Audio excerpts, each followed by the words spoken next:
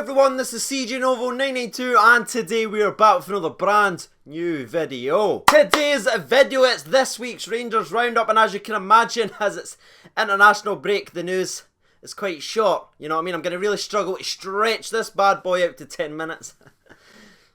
Nah, in truth, we've actually got a pretty interesting episode of the Rangers Roundup, so without any further ado, let's just dive into it then, shall we? Just a quick reminder, in case you are new around here, make sure you be hitting that subscribe button. Yes, we conquered 26k, but we're looking ahead and we're aiming for 55, so if you haven't done so already, please help the channel out and hit that subscribe button. Thank you. Okay, now we get on with the rest of the video. 3, 2, 1. Story number 1 then, it's actually going to be just a little discussion topic and an update on the Rangers players that's actually been out on international duty. Obviously, we discussed Scotland yesterday, how unfun that actually was, but it was more of a discussion about the SFA and how they've killed domestic football in Scotland, and obviously, as clear as day, international football. So let's actually focus on the Rangers players that's out there playing on an international level then, and give you an update on how the Bears are actually getting on. Starting off in Northern Ireland, obviously our brothers. We've obviously got Stephen Davis, Kyle Lafferty, both starting for Northern Ireland. Both very struggling for game time at the Glasgow Rangers, but especially Stephen Davis put in a very, very impressive performance. In fact, if you type in Stephen Davis into Google right now, you're seeing masterclass,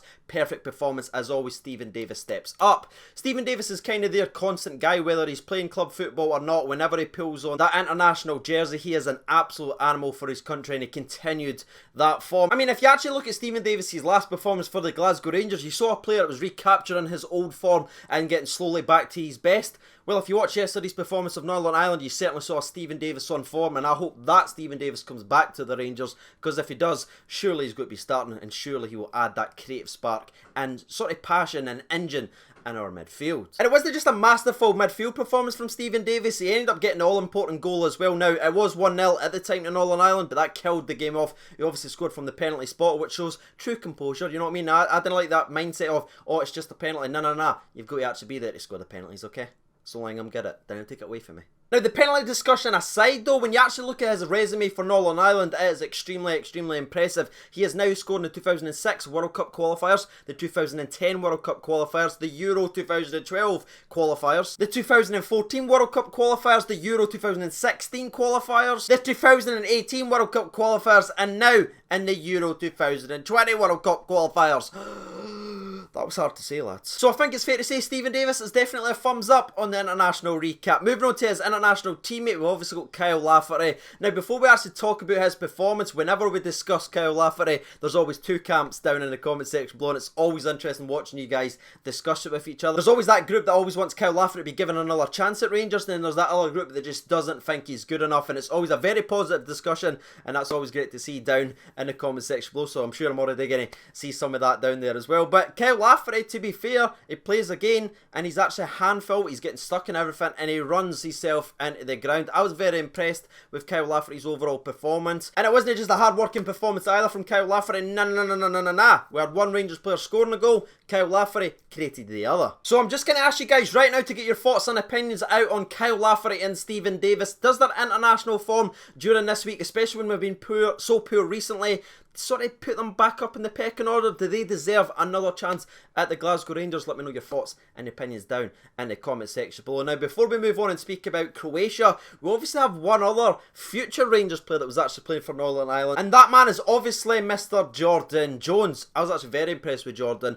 People are still out there discussing if whether we should have signed him or not, saying that he's poor for Kilmarnock, etc. But for me, in the last game that I actually saw with the Northern Ireland game, I was impressed with his directness, his skill on the ball, his power, and his actual pace. So he's not a Rangers player just now, but he's obviously going to be, and if I'm honest with you, he impressed me. Now moving on to the next international then, it's going to be BB, aka Mr. Borna Bear. That's right, he ended up starting for the World Cup finalists Croatia. Can you throw up their starting 11? Look at the starting 11 that Croatia have, and big boy BB is starting. And not only did he start for Croatia, he ended up putting on a very, very good performance. One of the highest rated players from Croatia at the end of the whistle. I believe it was all 8.5s and even a couple of 9s when you actually search certain websites. I mean, once again, if you Google his name, it's all plaudits and praise from the Croatian press. But not only was he one of the highest rated players from the Croatian national side, he obviously scored a goal as well, which brought them back into the game, showing alertness and quickness inside the box. After a sort of breakdown,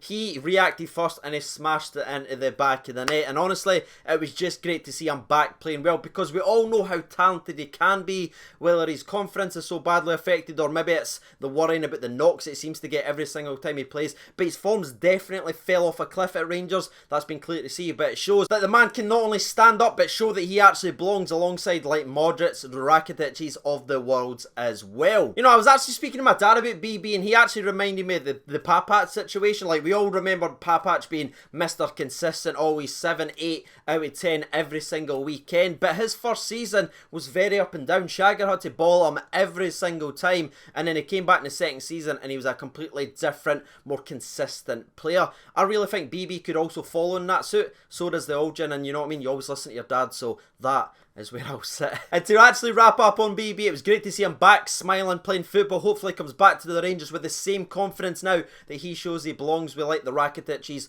and Modric of the world, and he comes back a much more confident player for Rangers, because we need it. Because when he's on form, swinging crosses in like he was doing for Croatia, it genuinely adds a whole new dimension to our overall squad, and I think we've really struggled creatively since he has went off the boil. Now moving on to the next squad, and that's going to be Colombia. Now if I'm honest with you, Alfredo Morelos only got 4 minutes, he got subbed on, but he did almost create assist because he passed the guy in and ended up hitting the bar, so almost a cheeky little cameo from Alfredo Morelos. But you know what I mean, I watched that entire game to watch 4 minutes of Alfredo Morelos, and I stood there smiling like an idiot, watching the TV when he got subbed on and smiling, just like a stepdad at Sunday League, you know what I mean? I was just cheering him on. And the last thing that we need to say about Alfredo Morelos is the Colombian manager has stood up to the press and basically said that Alfredo Morelos is the future of the Colombian national team. That is how highly they rate them. So ignore the Scottish press, unless it's Chris Jack. He actually wrote a really nice article about Alfredo Morelos. But it just shows you, when you take a step from the Scottish bubble with the hatred and everything like that, and you actually look at it, there's a very, very talented football player there, and it's good to see it getting recognised elsewhere. And last but not least, we obviously have the Scotland Under-19s Elite Round campaign. Now, there was a couple of young bears that were starting in that game by the name of Glenn Middleton and Mr. Zach Rudden. If you followed the loan player updates, you obviously know a lot about Zach. The man just scores goals. Guess what? He starts for Scotland Under-19s and he gets a freaking goal and a 3-1 win over Cyprus, which is actually a very, very good start for him. Glenn Middleton, by the way, still doing Middleton things, looking sharp, getting to the byline and whipping dangerous crosses in. And that's it for story number 1, ladies and gentlemen. That is the Rangers players all rounded up internationally. Now, story number 2 will be picked by you guys. Normally we leave that for topic number 3, but you know, it's an international break, I'm lacking the content. I refuse to speak about Jim White sort of coming out and blaming Rangers fans for Rangers and everything like that for the Scotland loss, because that was just absolutely embarrassing, you know what I mean? I knew they would try and like find a way to blame Rangers somehow, but the way that he connected the dots was just absolutely laughable, so we're not even going to discuss that. So let's jump over to Twitter and hear what the people want to say. And this week's topic is picked by David Kennedy, and he asked a couple of questions. Free at the back, BB scoring at international level, and Lafferty, does he deserve another chance? So there it is, ladies and gentlemen. Should Rangers revert and try the free at the back formation? We've got 3 pretty good centre backs in my personal opinion: Connor Golson, Joe Worrell and Nikola Katic. That will save the hashtags of free Katic if he's actually starting, but also opens the door to get more offensive, more people up front, people in and around the box, and please just try and play 2 up top when we're actually struggling to break down teams. Free at the back would sort of answer all those boxes, but we have tried it a couple of times and it's not quite worked out. For the remainder of the season, should we try free at the back? Let me know your thoughts on that. And obviously, Kyle Lafferty, you may or may not have already answered earlier on in the video. Oh, but that's it for this week's Rangers Roundup. Now, apologies about the videos in the next couple of days. There won't be many of them because I am down in Blackpool watching the Rangers Legends game. So I'm going to be taking a couple of days off for the first time in 3 years. So apologies, there won't be any videos, but we will be back on Tuesday first thing.